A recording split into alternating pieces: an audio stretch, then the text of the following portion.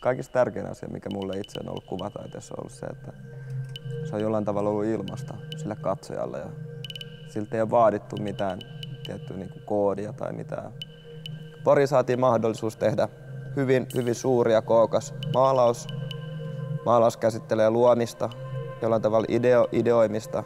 Itse asiassa just tässä on niin kuin ehkä pointti se, mitä voi sinne maalaamassa. Mulle tuli heti mieleen se, että miten niin kuin ideat syntyy. Tuli heti mieleen tämä tiedemies, joka istui puun alla ja sille putosi omena putosi päähän ja hän keksi vissiin painovoimaa siinä samalla. Ja mä tykkäsin jotenkin niin paljon siitä ideologiasta, että mä haluaisin luoda hahmon, jolla on se omena kädessä ja se puu siinä päällä.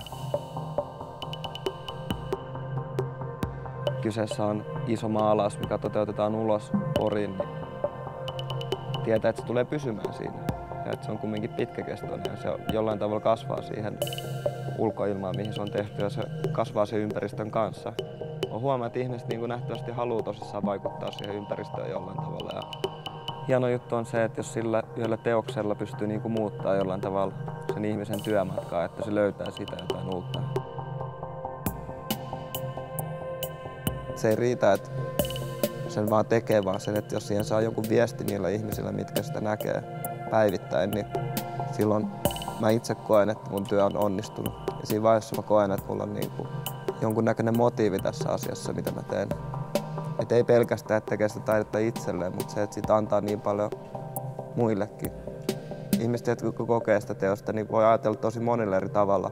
Mutta se, että se edes ajattelee jotain, niin mun mielestä siinä vaiheessa se teos on onnistunut. Siinä vaiheessa mä koen itse kokevani, että mä oon tehnyt jotain oikein.